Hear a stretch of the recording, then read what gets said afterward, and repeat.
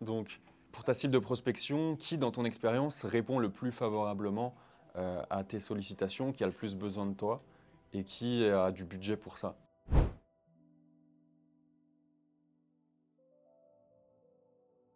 Oui, c'est des gens qui sont Donc tu m'as dit en prestat en général, c'est plus facile, ils sont dans des bureaux. donc, la prestat de conseil. Donc, ouais, du conseil, du coup.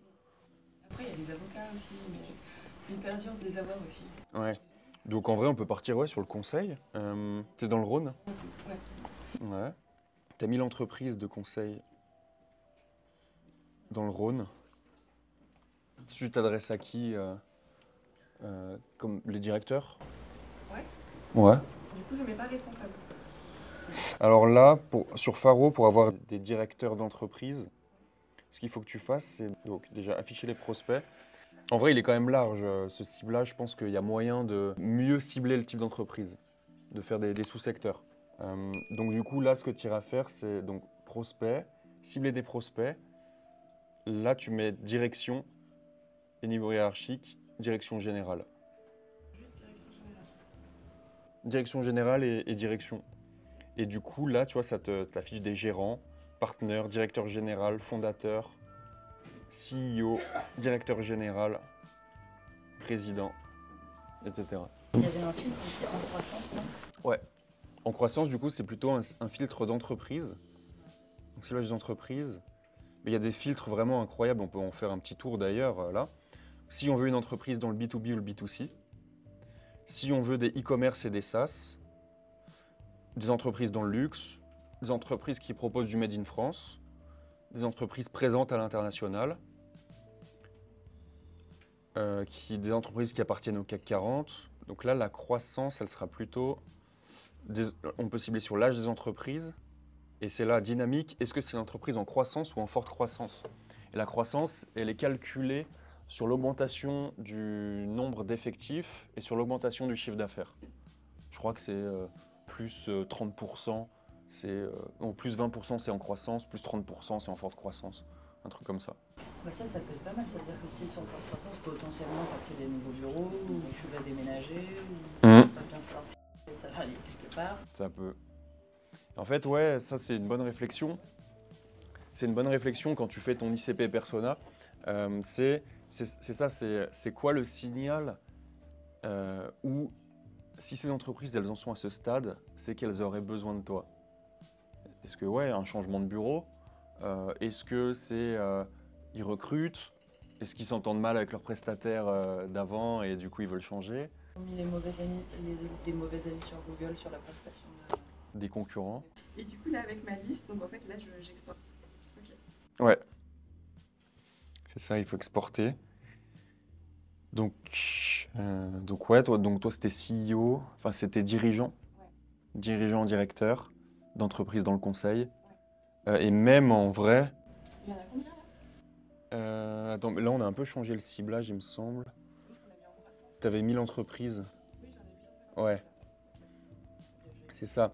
Mais déjà même, ce que je te recommanderais, c'est de commencer par un plus petit effectif, genre de 6 à 20. T'as plus de chances de tomber sur le directeur. Ah oui, c'est vrai. Ça peut être une stratégie. Après, ça peut être aussi des entreprises qui ont plusieurs établissements.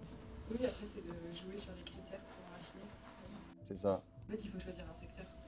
Sans le secteur, il ne trouve pas de résultats. Ouais, c'est ça. Et comme je vous le disais, on peut vraiment aller loin dans les filtres. Donc luxe, Made in France, si c'est en croissance, l'effectif, s'il y a une croissance des effectifs commerciaux par exemple, si par exemple une entreprise a, je sais pas, 5 commerciaux ou 3 personnes dans le marketing, bah, ça peut être bon pour nous de les prospecter. Si une entreprise a une application mobile, si une entreprise est présente sur certains réseaux sociaux, si une entreprise est en train de recruter, combien de postes elle recrute? Est-ce qu'elle recrute sur Indeed ou Welcome to the Jungle? Est-ce qu'elle recrute au poste de comptable, etc. Et les technologies, pareil, on peut cibler, bah voilà, est-ce que c'est une entreprise qui a un CRM et son CRM c'est, on va en prendre un connu, Pipedrive. Là, on est en mesure de cibler des entreprises qui sont dans le conseil et qui utilisent Pipedrive. Ça peut être intéressant pour certains types de boîtes. Voilà, après, il y a plein, faut fouiller dans tous les filtres et Vraiment regarder ce qui peut être intéressant. Et après, en filtre de personnes, de prospects, donc c'est dans les filtres magiques tout ça, si c'est un homme ou une femme, si c'est une tranche d'âge particulière. Alors ça marche uniquement pour les dirigeants. Parce que la tranche d'âge, elle est indiquée sur la déclaration légale lors des créations d'entreprise. Par exemple, si on veut une personne de moins de 20 ans, entre 20 et 30 ans, entre 30 et 40 ans, etc. Ou s'il vient récemment d'arriver dans l'entreprise. Par exemple, un directeur pédagogique qui vient d'arriver dans l'école, il peut être plus susceptible de vouloir changer des intervenants, mettre des nouvelles méthodes. Et d'ailleurs, ouais, les nouveaux directeurs qui arrivent dans les entreprises, ils ont envie de créer du changement. Souvent, il y a beaucoup de personnes qui utilisent ce signal pour prospecter ces personnes-là, mais c'est un bon signal.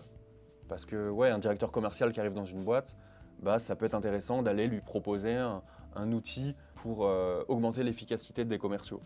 Et il sera réceptif à ça, parce que lui, il doit prouver quelque chose, il doit prouver des résultats quand il arrive dans l'entreprise, et il a généralement un budget alloué à sa prise de poste. Donc ça peut être intéressant. Donc il y a vraiment beaucoup de ciblage, beaucoup de possibilités. Voilà, c'est de l'analyse, de l'expérience. On peut demander à ChatGPT. Vous n'arriverez peut-être pas forcément à faire les ciblages parfaits dès le début. Pareil, les pitchs. Essayez pas de faire le pitch de prospection parfait. Vous n'arriverez pas forcément à comprendre tous les problèmes, les désirs dès le début, mais ça se fait avec le temps. Et c'est ça qui est cool, c'est que c'est de l'amélioration continue. Au début, on prend un rendez-vous, ensuite 2, ensuite 3. Il y a des jours où on ne prend pas de rendez-vous, mais c'est pas grave. Et d'ailleurs, une petite statistique, en moyenne, on fait 20 appels par heure et on prend un rendez-vous tous les 20 appels, en gros. Donc rien que si on se met 1 heure ou 2 heures, ouais, 20 appels, et sur les 20 appels contactés, hein, sur les 20 appels, tu en as peut-être quoi, 4, 5 qui décrochent. Et justement, si tu as très bien ciblé, que tu as un bon pitch, et ben là, tu prends des rendez-vous. Mais après, bon, je dis ces statistiques, c'est quand on a déjà un peu d'expérience.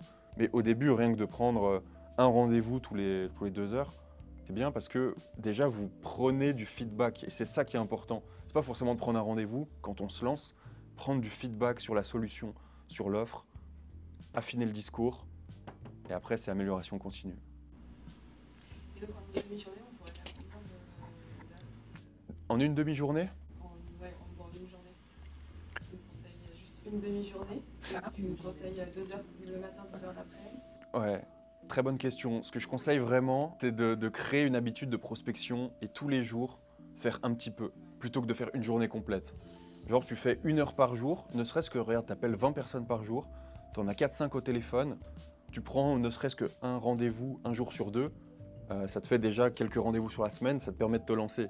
Généralement, on n'a pas besoin de 36 millions de clients pour se lancer l'activité. Et après, bah, c'est mathématique, hein. Au plus tu veux de rendez-vous, au plus tu passes d'heures au téléphone. Mais vaut mieux faire 1 heure par jour, même 30 minutes, hein. Même 30 minutes par jour, que 3, 4, 5 heures le même jour. Déjà, ça va te fatiguer 3, 4, 5 heures. Et même en plus, généralement, le mec il te dit « Ah, maintenant, rappelez-moi plutôt demain ». Si t'as prévu qu'un seul jour de prospection, bah... c'est... voilà. J'ai une question. Mhm. Dans la société, c'est Lead Panda. Ouais.